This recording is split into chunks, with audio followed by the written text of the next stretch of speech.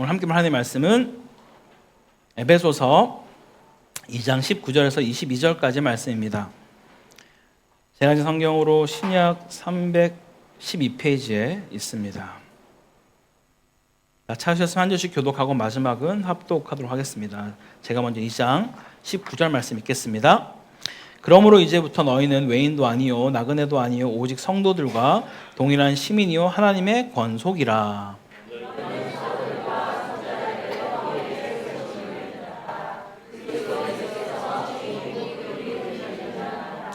그의 안에서 건물마다 서로 연결하여 주 안에서 성전이 되어가고 너희도 성령 안에서 하나님이 거하실 처소가 되기 위하여 그리스도 예수 안에서 함께 지어져 가느니라. 아멘.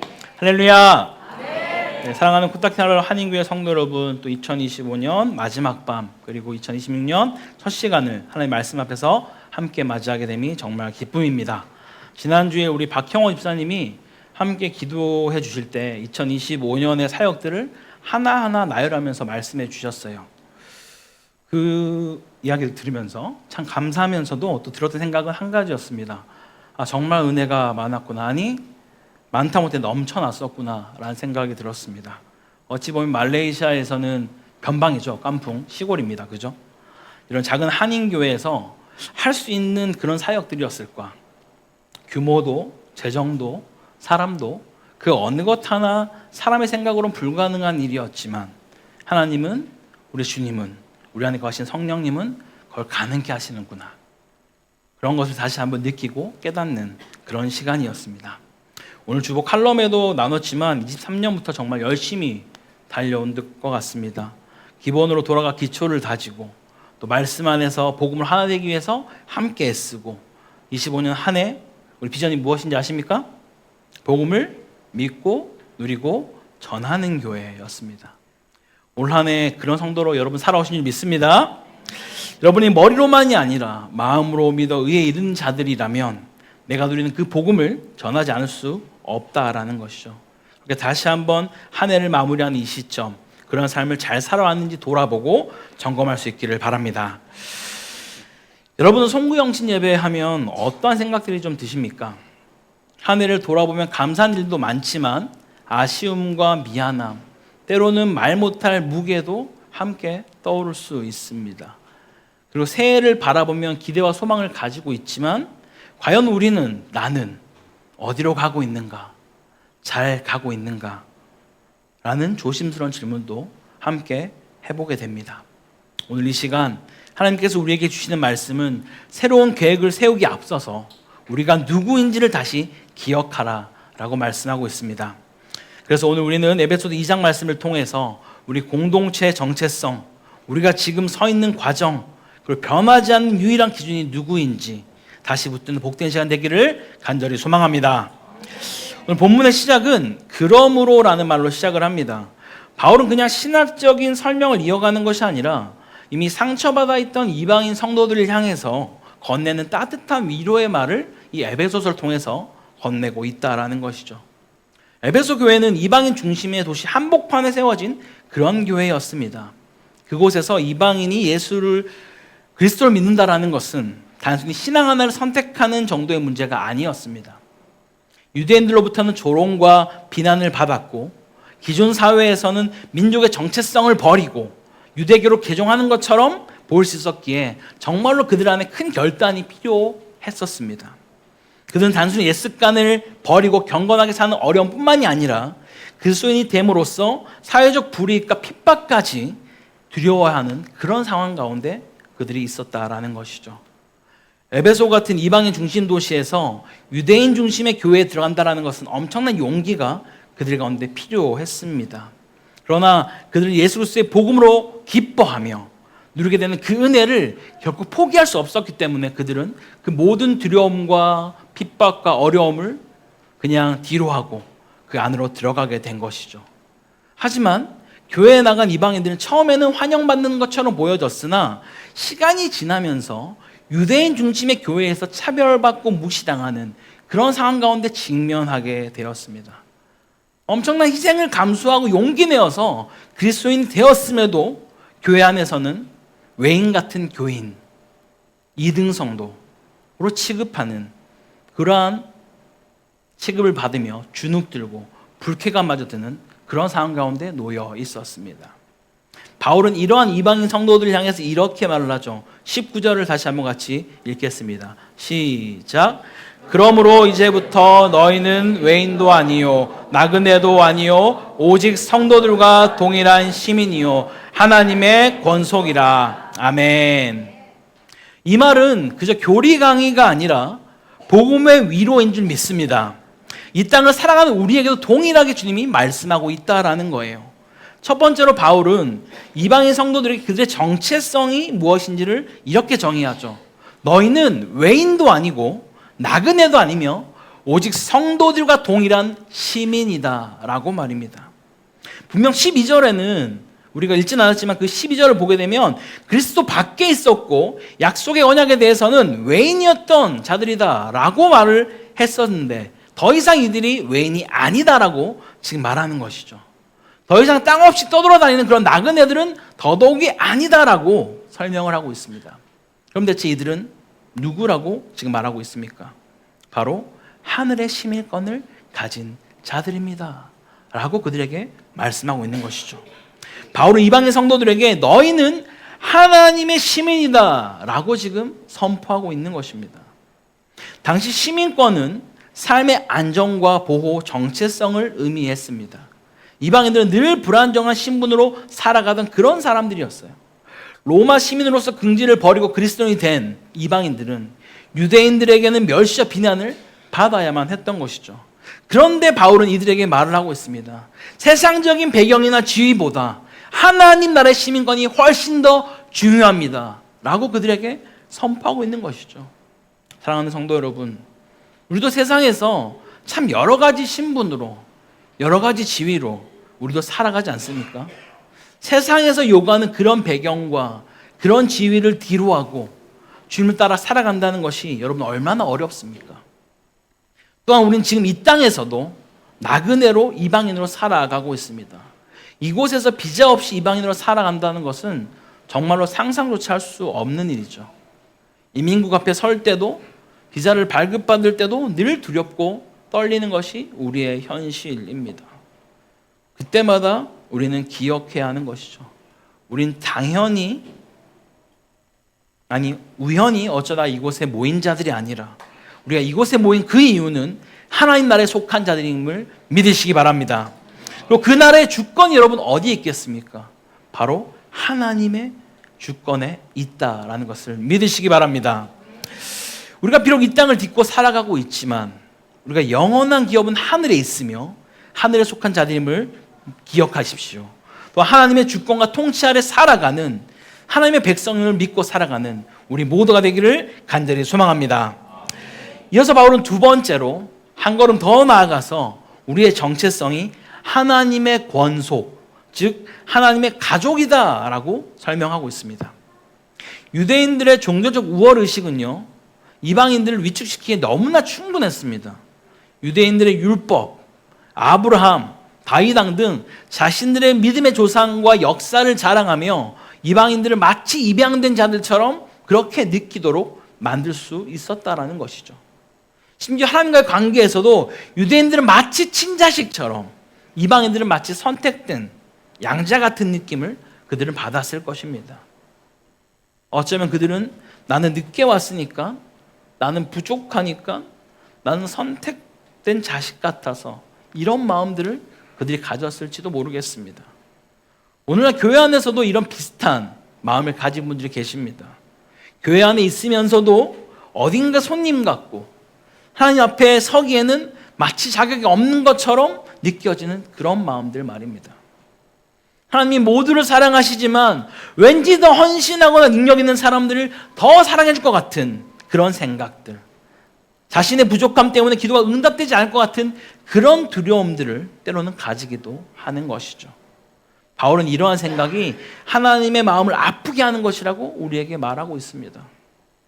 하나님께는 서열 있는 자녀가 여러분 없습니다. 10살의 가족이 되었던 50살의 가족이 되었든 모두 동일한 자녀인 것이죠. 잘나서 더 사랑하고 못나서 덜 사랑하는 것이 아니라고 말합니다. 부모는 자식들이 다 잘 되길 바라는 마음으로 모든 것을 다 하는 것이 부모입니다. 바울이 이방인들에게 너희도 하나님의 권속이다 라고 말하는 것은 하나님이 그들에게 직접 너희도 내 자식이야 라고 말씀하는 것과 동일한 것이죠. 여러분, 우리도 마찬가지입니다. 설령 우리가 하나님 앞에 방황했거나 초라한 모습으로 살아왔다 할지라도 우리 모두는 하나님의 가족이요 자녀인 줄 믿습니다. 다시 한번 말씀드립니다. 우리는 하나님 앞에 동일한 시민이요 동일한 가족 구성원이며 하나님 앞에 모든 면에서 영적으로 동등한 그 사실을 우리는 기억해야만 할 것입니다. 결코 누가 더 우월하거나 우위에 서 있는 것이 아니라 하나님 안에서 우리는 모두 한 백성이요 가족이라는 사실을 붙들고 나아가는 우리 모두가 되기를 간절히 소망합니다.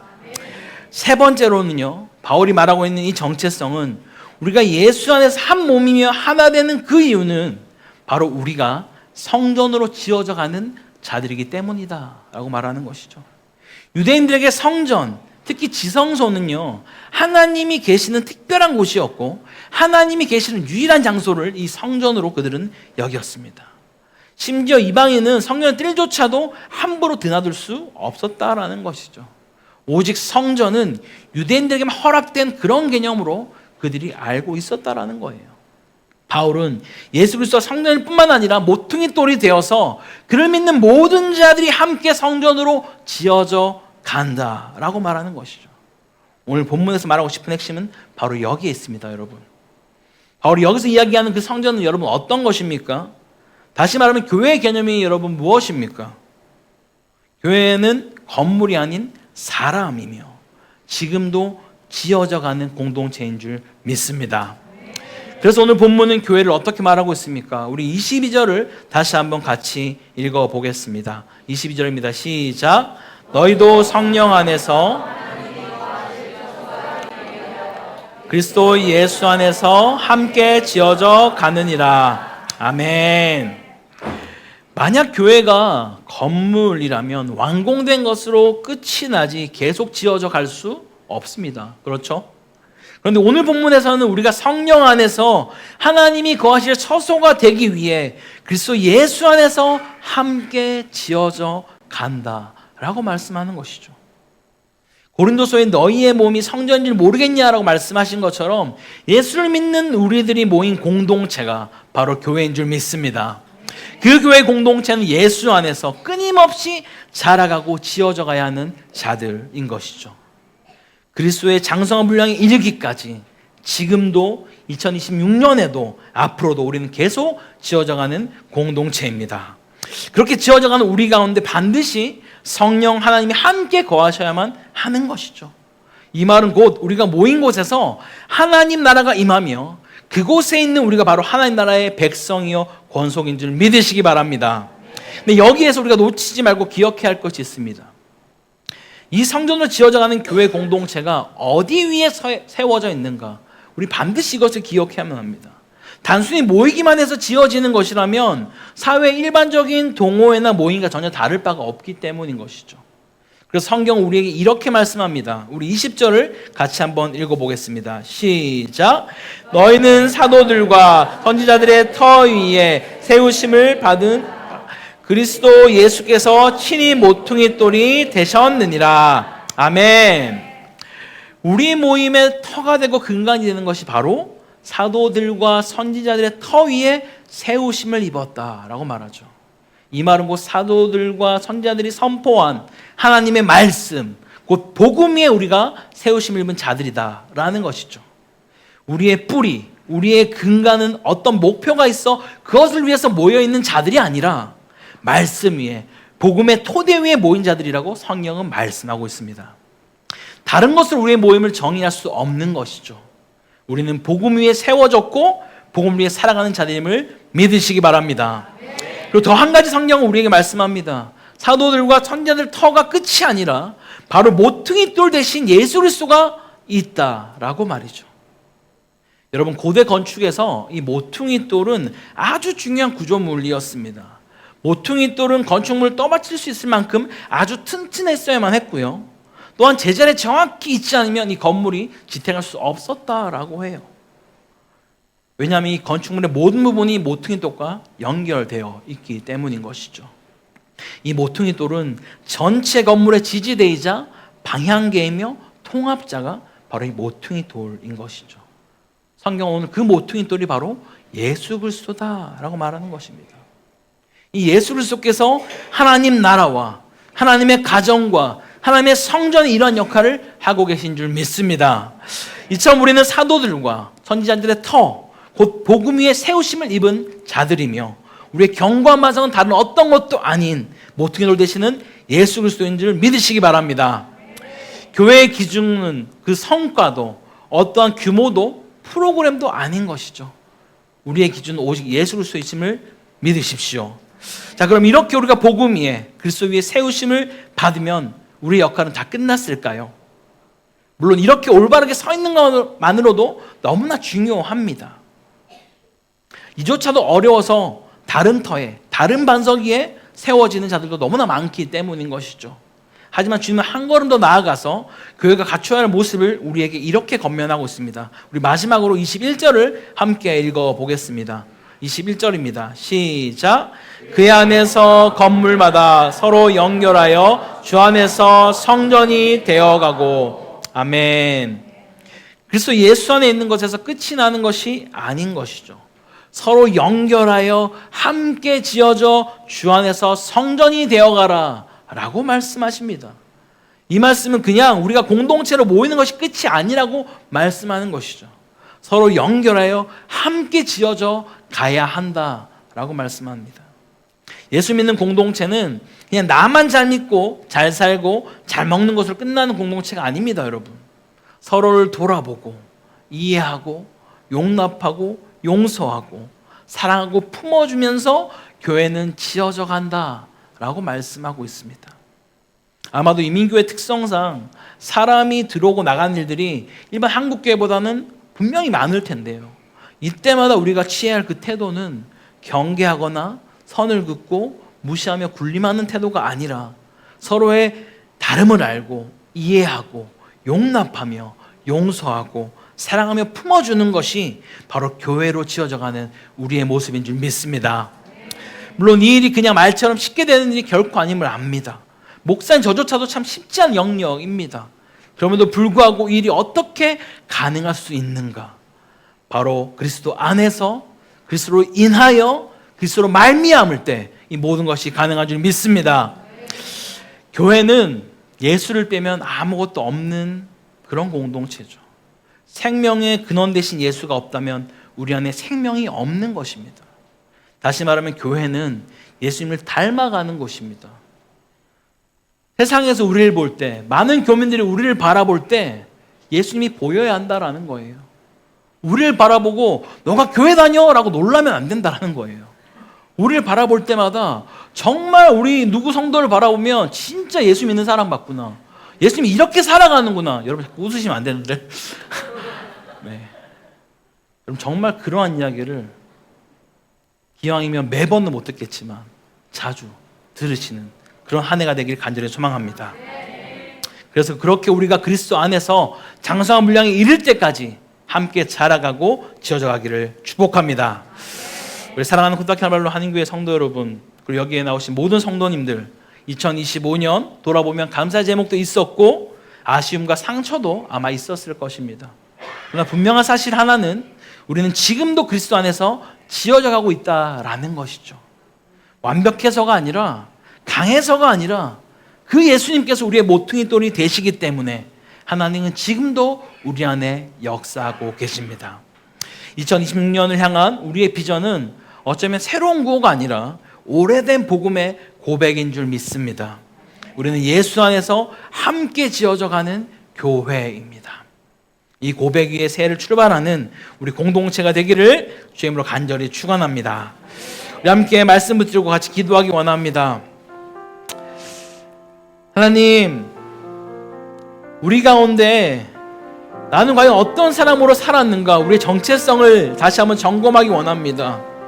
외인도 나그네도 아니요, 하나님의 시민이요 가족이며 주께서 거하시는 그 성전을 잊지 않고 살아갈 수 있도록 우리 붙들어달라고 기도합시다.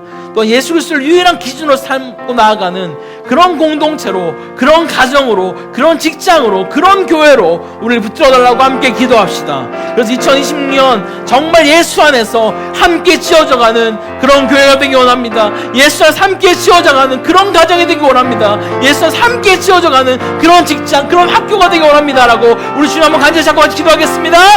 주여! 하나님 아버지 감사합니다. 아버지 오늘 시간 우리가 정말 주님 앞에 간절히 기도하며 나아가는 것은 우리 안에 아버지 정말 우리를 하나님의 성전으로 지어져가는 한 명 한 명의 주님의 권속으로 주님의 자녀로 하나님 부르신 줄 믿습니다. 주님 우리 가운데 흔들리는 정체성이 있다면 다시 한번 붙잡게 하여 주시고 이제는 외인도 나그네도 아니요 하나님의 시민이요 하나님의 권속으로 살아가는 복된 사람으로 살 수 있도록 인도하여 주시옵소서. 한 해 동안 비교하며 낙심하며 소외감 속에 흔들렸던 그런 우리의 마음들을 내려놓고 이제는 정말 나는 하나님의 가족이다라는 그 복음의 정체성을 붙들고 살아갈 수 있는 그런 은혜의 사람으로 살아가게 하여 주시옵소서. 다시 한번 이 시간 주님 앞에 결단합니다. 우리가 고백합니다. 우리의 고백을 들으시고 주님 정말 이 땅 가운데 그 일들이 이루어진 것들을 주님 보게 하여 주시옵소서. 아버지 또한 이 땅 가운데에서 내가 무엇을 기준 삼아 살았습니까?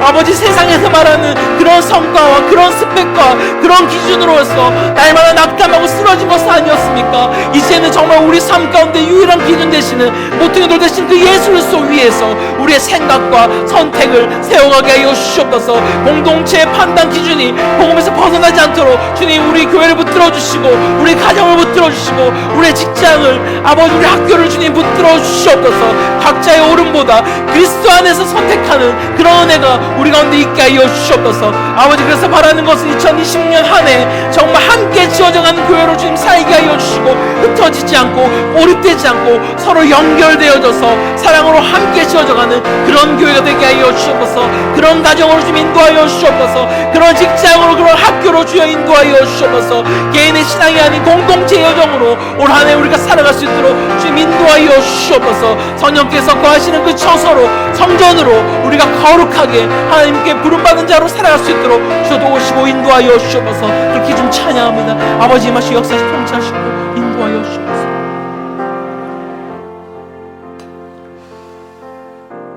사랑과 은혜의 하나님 아버지 2025년의 마지막 밤 저희를 말씀 앞으로 불러주심에 감사드립니다. 한 해를 돌아보면 감사할 이유도 많았지만 때로는 외인처럼 나그네처럼 주눅 들고 흔들렸던 순간들도 있었음을 주님 고백합니다. 그러나 주님 오늘 말씀을 통해 다시 우리 마음을 결단합니다. 우리는 외인도 아니요 나그네도 아니며 하늘의 시민이요 하나님의 권속이며 주께서 거하시는 성전임을 믿습니다. 우리의 가치와 자격이 행동이나 성취에 있지 않고 오직 예수 그리스도 안에 있음을 다시 붙들게 하여 주시옵소서. 주님 2026년을 우리의 계획으로 시작하지 않게 하시고 모퉁이 돌 대신 그 예수님 위에 겸손히 올려진 공동체로 출발하게 하여 주시옵소서. 서로를 판단하기보다 연결하게 하시고 실망하기보다 품게 하시며 흩어지기보다 함께 지어져가는 그런 교회, 그런 가정, 그런 직장, 학교 되게 하여 주시옵소서. 우리 안에 거하시는 성령 하나님께서 새 모든 걸음 속에서도 우리를 계속 빚으시고 세워주실 줄 믿사오며 이 모든 말씀 살아계신 우리 예수 그리스도 이름으로 기도드립니다. 아멘.